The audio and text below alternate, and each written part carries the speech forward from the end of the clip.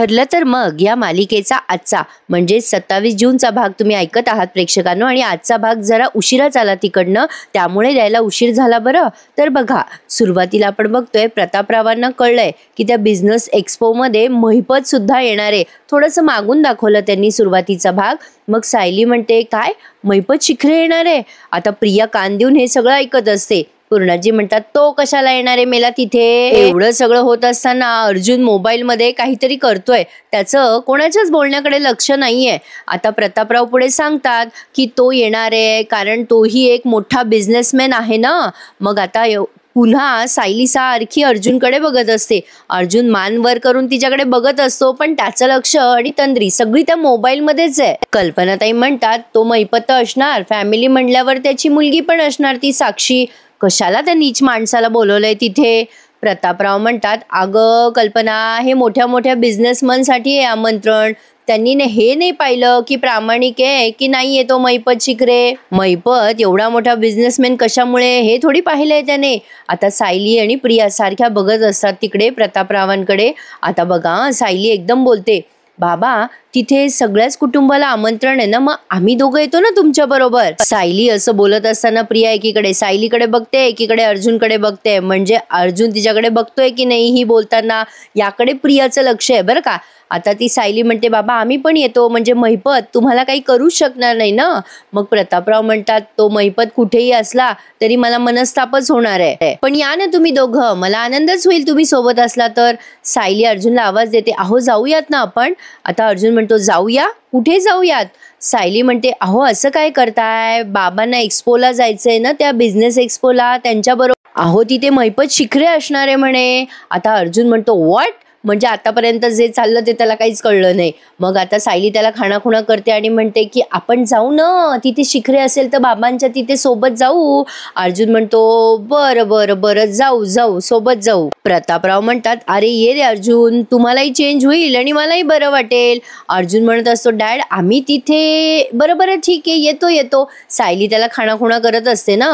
प्रिया आता या दोघांकडे बघते आणि विचार करते की हे दोघं जाणार म्हणजे आपल्याला तर जायलाच हवं. अर्जुन आणि सायली आता वर निघून जातात त्यांच्या बेडरूम मध्ये. प्रिया विचार करते, अर्जुन सायली एक्सपो मध्ये जाणार म्हणजे मी जायलाच हवं त्यांच्यावर लक्ष ठेवायला. अर्जुन सायलीचं शेपूटच आहे. आता म्हणते कशी, बाबा अहो मी काय म्हणते, तुम्हाला एवढं मानाचं आमंत्रण मिळालंय एक्सपोसाठी वगैरे, तर अश्विन आणि मी पण येऊ. लगेच कल्पनाताई म्हणतात, अगं हो हो हो, जा ना जा, छान ना, चालेलच की. आता प्रतापरावांकडे बघतात या कल्पनाताई, पण प्रतापरावांची काही इच्छा नसते बरं का प्रियाने यावं त्यांच्याबरोबर. पण कल्पनाताईच उत्तर देतात, आनंदच होईल आम्हाला. पण पहा, इकडे प्रतिमा त्यानं गजरा करताय आणि एक सुंदर असं जुनं गाणं त्या गुणगुणतायत, पण त्या गाण्याची चाल त्यांना नीटशी आठवेना. कारे अबोला कारे दुरावा, अपराध माझा असा काय झाला, हे गाणं त्या अशा मोडक्या तोडक्या शब्दामध्ये गात असतात. रविराज आणि सुमन तिथे येतात आणि आश्चर्यचकित होतात. प्रतिमा ते गाणं असं आठवून आठवून म्हणत असतात.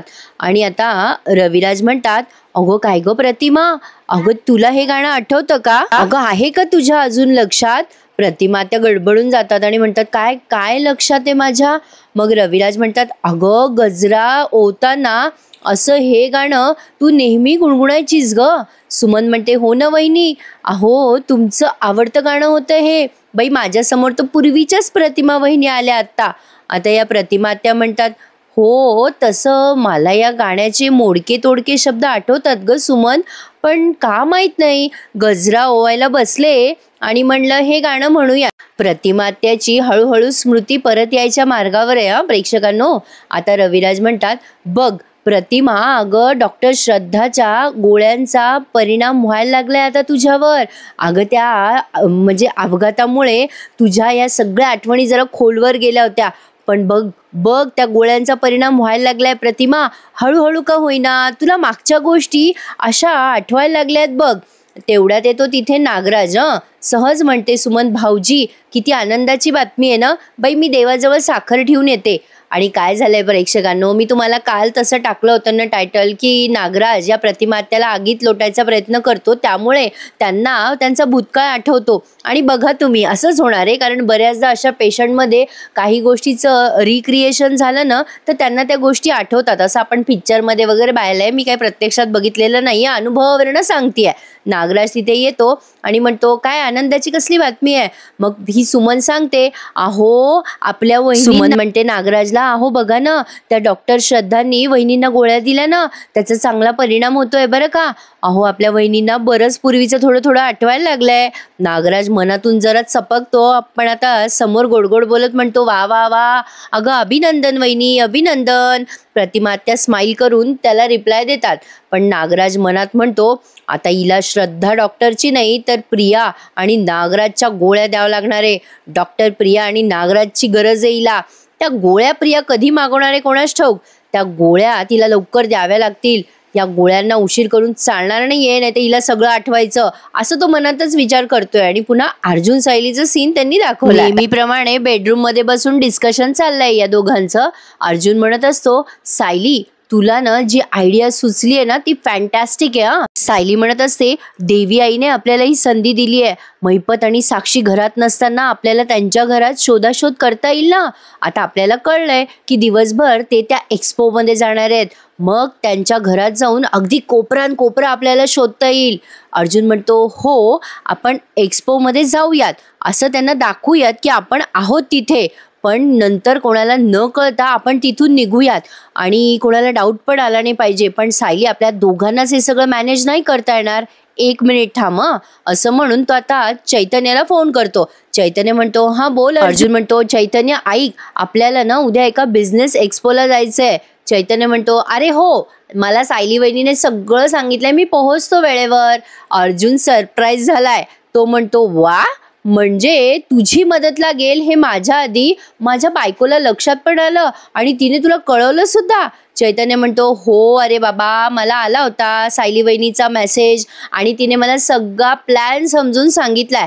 पण अरे एकच प्रॉब्लेम आहे बघ अर्जुन, माझ्याकडे ना त्या एक्सपोचं इन्व्हिटेशन नाहीये बघ, त्याचं काय करायचं? अर्जुन म्हणतो, तू नको काळजी करूस, मी करतो मॅनेज. चैतन्य म्हणतो, हां ते छान होईल. आता सायली म्हणते, भाऊजी तिथे असेल बरं का प्रिया, आणि ती आमच्यावर बारीक लक्ष ठेवून असणार आहे. चैतन्य म्हणतो, त्या महिपत साक्षीला मॅनेज करणं सोपं आहे, पण ही तन्वी जाम डेंजरस आहे रे. आता हा अर्जुन म्हणतो, डोंट वरी, तिथे तन्वीपेक्षा डेंजर व्यक्ती असणार आहे. म्हणजे मला एक अशी व्यक्ती माहिती आहे की तन्वीपेक्षाही डेंजर आहे. चैतन्य म्हणतो, कोण रे? अर्जुन म्हणतो, अरे ती व्यक्ती तन्वीला बरोबर हँडल करणार आहे. चैतन्य म्हणतो, तू कोणाबद्दल बोलतोयस? अर्जुन म्हणतो, अरे सायली 2.0, तुला माहित नाही का, ती खूप डेंजरस आहे. तिकडनं चैतन्य हसतो आणि म्हणतो, बरं ठरलं, तर मग आपण आता तिथे जायचं एक्सपोमध्ये, महिपत साक्षीच्या डोळ्यात धूळ फेकत त्यांच्या घरी जायचं आणि जगात काही झालं तरी ते पेंडंट आपल्याला शोधायचं म्हणजे शोधायचंच. आता अर्जुन म्हणतो, डोंट वरी, आणि चैतन्य कुठलाही प्रॉब्लेम झाला ना तर तू कव्हर अप करशील आणि आम्हाला कळवशील, उद्या भेटून बोलूयात. चैतन्य म्हणतो, हो येस, आपण उद्या भेटूयात. असं म्हणून आता यांनी फोन ठेवला आणि यांचा प्लॅन ऑन झालाय. आता हे वाक्य चैतन्य यासाठी बोलला की यांना आता पेंडंट सापडणार आहे बरं का प्रेक्षकांनो. पण मला पुढचे बरेच प्रश्न पडलेत. आता पेंडंट सापडल्यावर हा कोर्टात कसं सिद्ध करेल की हे पेंडंट साक्षीचंच आहे आणि हे पेंडंट त्याने आश्रमातून मिळवलं होतं, कारण ते पुरावे याने लपून ठेवले होते ना. बरेच प्रश्न आहेत प्रेक्षकांनो, पण बघूयात पुढे काय काय घडतंय. काहीतरी हॅपनिंग घडणार हे नक्की. सायली आणि अर्जुनचं बोलणं झाल्यावर या सुमन आणि नागराजचं सीन दाखवलाय. नागराज कुठेतरी निघालेला असतो. सुमन काळजीने म्हणते, कुठे निघालाय तेवढ्या रात्रीचं? नागराज म्हणतो, किती वेळा सांगितलं ग तुला सुमन, हटकत नको जाऊस बाहेर जाता. सुमन म्हणते, अहो उशीर झाला ना की तुम्हाला त्रास होतो पित्ताचा. त्यावर नागराज म्हणतो, अगं चाललोय मित्राकडे भेटायला, ये लवकर. सुमन म्हणते, अहो तुम्हाला ना गुलकंद घालून दूध ठेवलंय मी, आल्यावर घ्या मग पित्ताचा त्रास होणार नाही. नागराज म्हणतो, बरं बाई जाऊ का आता, असं म्हणून तो जातो. आता ते रविराज विचार करत असतात स्वतःच्या मनाशीच काहीतरी. रविराज मनात विचार करत असतात, प्रतिमा पण माझी अशीच काळजी घे. सुमन नागराज विचाराची घेते तशीच. आता माझी प्रतिमा कुठे हरवली आहे, तिला का आठवत नाहीये कोणास ठाऊक. आणि आता मला असं वाटायला लागलंय की रविराजांना कॉम्प्लेक्स वगैरे आलाय की काय, पण असो, त्यांना वाईट वाटतंय की आपल्या बायकोची स्मृती अजून परत का येत नाहीये. आता ती सुमन म्हणते, भाऊजी कसला विचार करताय. रविराज म्हणतात, अगं कसला नाही ग, जरा टेन्शन आलंय आणि झोप येत नाहीये ग त्या टेन्शनमुळे. आता ही सुमन म्हणते, का काय झालं भाऊजी. रविराज म्हणतात, प्रतिमाची काळजी वाटते ग सुमन, डोक्यात वेगवेगळे विचार येतात आणि झोपच येत नाही बघ. तिला जुन्या गोष्टी आठवायला हव्या ना ग सुमन. सुमन म्हणते, हो पण वहिनी ठीक आहेत ना आता.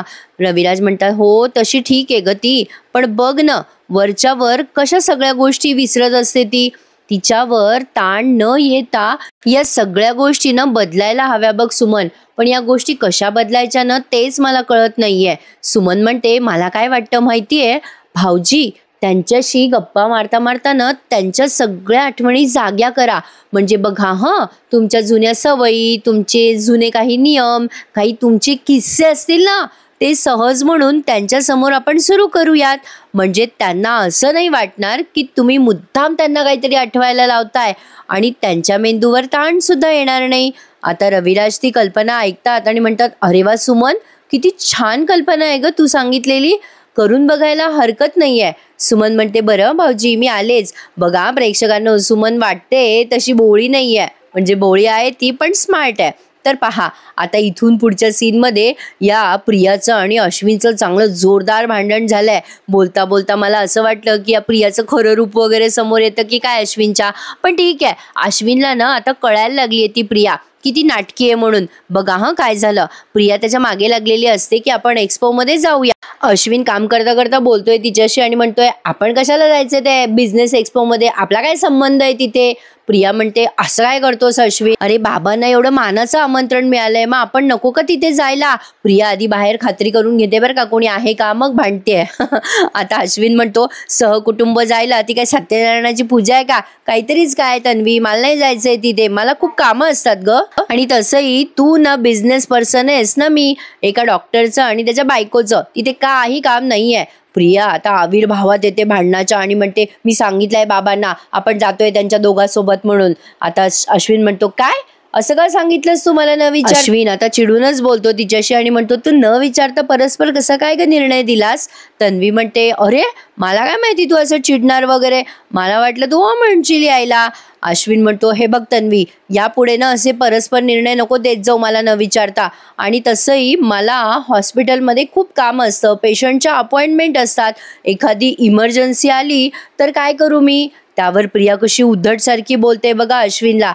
ती म्हणते, ए अश्विन, तू काय तुझ्या हॉस्पिटलमध्ये एकमेव डॉक्टर आहे का, असतील ना तिथे बरेचसे डॉक्टर, घेतील ना ते बघून, एवढं काय त्यात. आता असं बोलल्यावर अश्विन तिच्याकडे आश्चर्यानेच बघायला लागतो बरं का प्रेक्षकांनो. आता असंच हळूहळू करून या प्रियाचं खरं रूप अश्विन समोर कधी ना कधी येणारच आहे. तर बघा या सुमनने मगाशी जी रविराजांना आयडिया दिली ना, ती आयडिया लगेच रविराज वर्क करताना दिसत आहे. आता ते त्यांच्या प्रतिमात्याच्या बेडरूममध्ये आलेत आणि म्हणतायत, अगं प्रतिमा, दिवसभर ना माझ्यासोबत खूप अशा वेगवेगळ्या गोष्टी घडत असतात बघ, कोणाशी शेअर कराव्या हे ना मला जरा कधी कधी कळत नाही बघ. आता प्रतिमा त्या त्यांच्याकडे अशा क्वेश्चन मार्क घेऊन बघताय, काय बोलायचं यांना. रविराज पुढे म्हणतात, अगं प्रतिमा, दिवसभर माझ्यासोबत जे काही घडलं ते मी तुला सांगत जाऊ का, चालेल का तुला, अगदी पूर्वीसारखं बघ. प्रतिमा त्या म्हणतात, काय पूर्वीसारखं.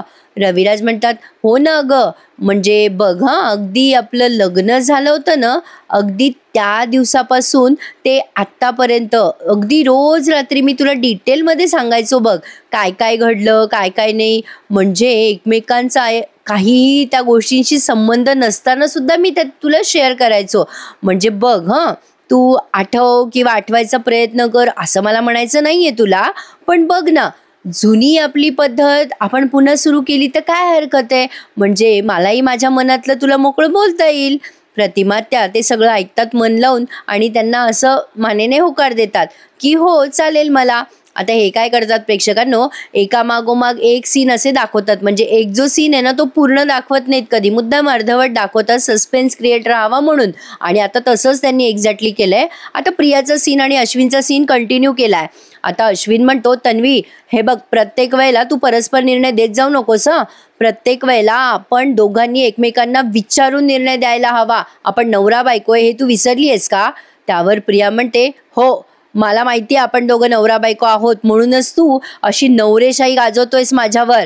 आता हा अश्विन म्हणतो, अगं असं का बोलतेस तू तन्वी, अरे काय ग, अगं डोंट बी स्टुपिड, असं तो चिडून म्हणतो अश्विन. मग लगेच प्रिया म्हणते, ए अश्विन आता मला सांग, तो अर्जुन काय बिझनेसमॅन आहे का? पण तो आणि त्याची बायको दोघं जण जात आहे ना बाबांसोबत. अश्विन म्हणतो, तू वेडी आहेस का ग तन्वी, तुला कळत नाही का? दादाला काही इमर्जन्सी पेशंट हँडल करायचे नसतात. मी डॉक्टर आहे, मला जावंच लागेल हॉस्पिटलमध्ये, मला नाही जमणार, मी नाही येणार, that's it and that's all. Priya म्हणते, ठीक आहे मग माझं पण ऐकून घे, मी जाणार म्हणजे जाणार. तू आलास तर तुझ्या बरोबर, तू नाही आलास तर तुझ्या शिवाय, आणि दॅट इज फायनल. असं म्हणून ती आता दरवाजा उघडते आणि चालली जाते, त्याच्या तोंडावर दार लावून. आता तिचं हे रूप बघून अश्विनला रागच आलाय की ती अशी उद्धटसारखी कशी काय वागू शकते, आणि ती तिचंच खरं करते हे हळूहळू अश्विनच्या लक्षात यायला लागलंय. नुसता आश्चर्याने बघतोय, अजून तर काही नाही, बिचाऱ्याला बरंच काही बघायचंय. जेव्हा त्याला खरं कळेल की आपली बायको गुंड आहे, तेव्हा त्याला कसं वाटेल प्रेक्षकांनो. बघा, आपण मालिकेच्या पात्रांबद्दल बोलतोय. तर आता पुन्हा या रविराजांचा आणि प्रतिमा आत्याचा अर्धवट राहिलेला सीन पूर्ण केलाय त्यांनी. रविराज प्रतिमा आत्याला म्हणतात, चालेल ना तुला प्रतिमा, अगं आपण आता ना बघ आजची गोष्ट शेअर करूया, तू सांग बरं आज तू दिवसभरात काय केलंस. त्यावर आता या प्रतिमा त्या लहान लेकरासारख्या म्हणतात, मी ना, म्हणजे आता मी म्हणजे त्यांनाच विचारलं ना म्हणून म्हटलं. तर बघा रविराजांना त्या उत्तर देतात, अहो मी स्वयंपाक केला, मग बागकाम केलं, बाकी कोणाची ओळख पटो न पटो मला झाडांची ओळख पटते बघा, कारण ती सगळीकडे सारखी असते. मग त्या रविराजांना विचारतात, तुम्ही काय केलं दिवसभर. रविराज म्हणतात, अगं आज ना मला माझा जुना क्लायंट भेटला होता बघ, त्याला मी जरा म्हणजे मदत केली, एका फ्रॉड केसमधनं मी त्याला वाचवलं होतं बघ. आणि आता इथे नुसतं म्युझिक ऐकवलं आपल्याला आणि या दोघांचे चेहरे दाखवले. आणि रविराज बोलत असताना प्रतिमा त्यांच्या चेहऱ्यावर स्माईल आहे आणि त्यांच्या म्हणजे रविराजांच्या सुद्धा.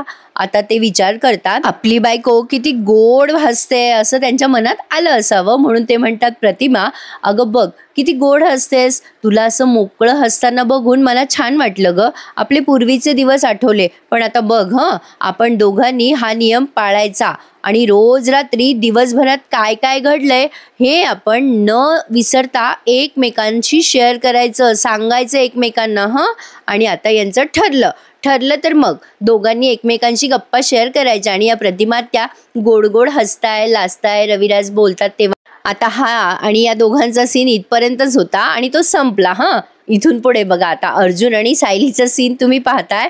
या अर्जुनला आणि सायलीला काही झोप येईना म्हणून ते इकून तिकडे तिकून इकडे अशी कूस बदलत असतात. म्हणजे सायलीला अजून माहीत नाहीये अर्जुन झोपलाय की नाही. ती विचार करते, बापरे झोपले वाटतं, हे गाढ झोपलेले दिसताय, थकले वाटतं, पण बाई मला तर झोपच येत नाहीये, असा विचार करून ती इकडून तिकडे कूस बदलत असते. आणि आता अर्जुन सुद्धा जागाच असतो आणि तोही विचार करतोय, सायली झोपली वाटतं, दिवसभर काम करून थकून जाते बिचारी, खरंच हिला गाढ झोप लागली असेल का. आता असा विचार करून अर्जुन एकदम इकडे होतो, म्हणजे तिच्याकडे वळतो आणि त्याचं लक्ष जातं की ती जागी आहे. आणि सायलीचं पण लक्ष जातं की अर्जुन जागाच आहे. बघा ना, बापरे केवढं एक्सप्लेन करावं लागतं. आता ती एकदम उठून बसते आणि म्हणते, अय्या तुम्ही जागे आहात. दोघंही एकमेकांच्या मनात विचार करत असतात की उठवावं का एकमेकांना, पण दोघांनाही काळजी वाटते ना की नको उठवायला. मग अर्जुन पण म्हणतो, अरे वा तू जागी आहेस बायको. दोघेही उठून बसतात. सायली म्हणते, बरं झालं तुम्ही जागे आहात, मला बाई झोपच येत नव्हती, मला वाटत होतं तुमच्याशी गप्पा मारूयात म्हणून विचार करत होते उठवावं तुम्हाला, पण मला वाटलं तुम्ही गाढ झोपलात. अर्जुन म्हणतो, नाही ग मी जागाच होतो. सायली म्हणते, अहो आपण उलटे आकडे मोजूयात का, 100, 99, 98 म्हणजे आपोआप झोप येईल. प्रेक्षकांना हे खरंच आहेत ना नवरा बायको, काय बालिशपणा आहे. बरं बघा पुढे काय झालंय, काय बोलावं आणि काय नाही. आता अर्जुन म्हणतो, नाही बायको उलटे आकडे नको मोजूयात, आपण ना त्यापेक्षा गरमागरम स्ट्रॉंग कॉफी पिऊयात, चालेल का तुला. मग सायली म्हणते, काय हो कॉफी पिणं तुम्हाला कुठल्याही वेळेत चालतं ना, काय नाही नाही अजिबात नाही, एवढ्या रात्रीची कॉफी नाही प्यायची, नाही मिळणार. अर्जुन म्हणतो बरं ठीक आहे, मग मी जबरदस्ती झोपतो आणि एक काम करतो, मी माझ्या डोळ्याला ना ग्लू लावतो आणि झोपी जातो. सायली म्हणते त्यापेक्षाही छान आयडिया आहे ना माझ्याकडे, चला चला बाहेर चला ना माझ्यासोबत. अर्जुन म्हणतो बाहेर कुठे जायचंय? तर आता सायली म्हणते चला ओ, असं म्हणून ती पुढे निघाली आणि हा तिच्या मागे मागे. इकडे बघा, ही रात्री जागीचे प्रिया पण आणि कोणी नाहीये या गोष्टीचा फायदा घेत बाहेर जाऊन महिपतला फोन लावते. महिपत टुन्न झालेला असतो ऑलरेडी. पण तो फोन बघतो प्रियाचा आणि विचार करतो एवढ्या रात्री या चिचुंदरीने काय फोन केला मला. आणि आता तो फोन रिसीव्ह करतो आणि म्हणतो हा बोल गा.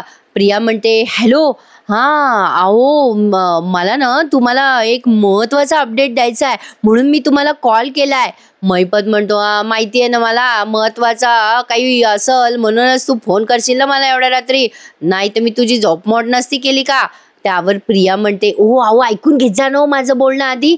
हे बघा मी जे बोलते ना ते महत्त्वाचं आहे, एक मोठा बिझनेस एक्सपो होणार आहे. आणि आता पुढे ती काही बोलणार तेवढ्यात महिपत म्हणतो अय माहिती आहे मला सगळं माहिती आहे, मी पण मोठा बिझनेसमॅन आहे, हे तू विसरू नको, मी आणि साक्षी पण जाणार आहे तिथे. आता हिनं मगाशी ऐकलं होतं ना प्रेक्षकांनो महिपत जाणार आहे म्हणून, काही तर प्रिया महिपतला सांगत असते अहो सायली आणि अर्जुन पण जाणार आहे त्या बिझनेस एक्सपो मध्ये. आता ते महिपत ऐकतो आणि म्हणतो काय त्या बिझनेस एक्सपो मध्ये त्या वकिलाचं आणि त्याच्या बायकोचं काय काम आहे. प्रिया म्हणते तेच तर मला वाटलं की काय काम आहे त्या दोघांचं, मला वाटलंच काहीतरी गडबड आहे. महिपतीला भारी उत्तर देतो प्रेक्षकांना. तो म्हणतो वाटलं ना तुला, मग तू तिथं काय काम करू लागली, काय वाटतंय काय गडबड आहे ते शोध ना, तुझं काय काम आहे तिथे मग. त्यावर प्रिया म्हणते अहो करते ओ प्रयत्न करते मी, पण तुम्ही सांगताय तुम्ही जाणार आहात ना तिथे, म्हणजे अर्जुन तिथे तुम्हाला काही करणार तर नाही ना. हा प्रश्नचिन्ह होता. त्यावर महिपत म्हणतो काय डोक्यावर पडली का ग तू, त्या अर्जुनचा आजा जरी खाली आला ना तरी तो मला काही करू शकणार नाही. तो अर्जुन सुभेदार काय तिथं राणीच्या बागेत फिरायला येणार नाहीये, काहीतरी प्लान असणार आहे त्याचा म्हणून येतोय तो तिथे. त्याला समोर पाहून ती साक्षी भैसटल, कळलं ना ते काय आहे काय नाही ते बघ तू. एक तर त्या साक्षीला कसं बसं तयार केलंय मी तिथे जाण्यासाठी. प्रिया म्हणते हो ना, मी पण त्या अश्विनला गिल्ट दिलंय, म्हणजे मी सुद्धा त्या अश्विनला गिल्ट दिलंय, म्हणजे मी तिथे आल्यावर मला त्या अर्जुन सायलीवर लक्ष ठेवता येईल ना म्हणून. त्यावर महिपत म्हणतो तू काय लक्ष ठेवणार आहे चिचुंद्रे, अगं त्यापेक्षा असं काहीतरी कर की ते नवरा बायको तिथं येऊ शकणार नाही, असं काहीतरी प्लॅन कर. प्रिया म्हणते अहो आता ते मी कसं करू.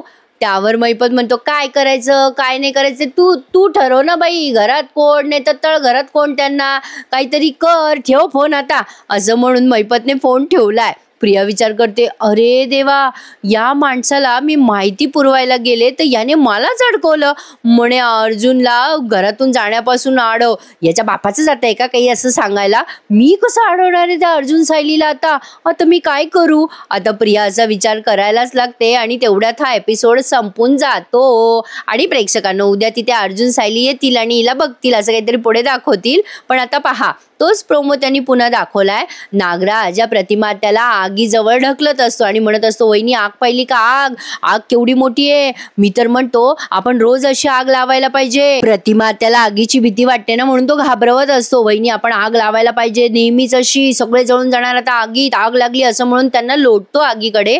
मला वाटतं की हा जो नागोबा आहे ना तो मुद्दाम प्रियाच्या सांगण्यावरून असं करतोय, म्हणजे अर्जुन सायलीला त्या एक्सपो मध्ये जाता येणार नाही प्रतिमा त्याची तब्येत बिघडली तर. पण मला वाटते नागोबा करायला जाणार एक आणि होणार उलटच, प्रतिमा त्यांना त्यांचा भूतकाळ आठवायला मदत होणार आहे या सगळ्या गोष्टींमुळे असं मला वाटतंय. आणि ते नागराजला कळणार नाही. अर्जुनला फोन आलाय आता रविराजांचा, अर्थातच प्रतिमा त्याची तब्येत बरी नाहीये असं सांगायलाच फोन आला असेल. तुम्हाला माझा अंदाज हा बरोबर वाटतोय का मला कमेंट करून सांगा. आणि प्रेक्षकांनो आज एपिसोड तिकडनंच उशिरा आला त्यामुळे मला द्यायला उशीर झाला बरं. आता थोड्याच वेळात लग्नानंतरचा पण रिव्ह्यू देते. हा ठरलं तर मगचा एपिसोड कसा वाटला मला कमेंट करून कळवा. आणि आता माझी तब्येत बरी आहे, थोडासा आवाज अजून बसलाय, होईल तो नीट हळूहळू. तर उद्या भेटूयात पुन्हा एकदा, ठरलं तर मग या मालिकेच्या नवीन इंटरेस्टिंग एपिसोड रिव्ह्यू सहित. तोपर्यंत टेक केअर प्रेक्षकांनो, धन्यवाद.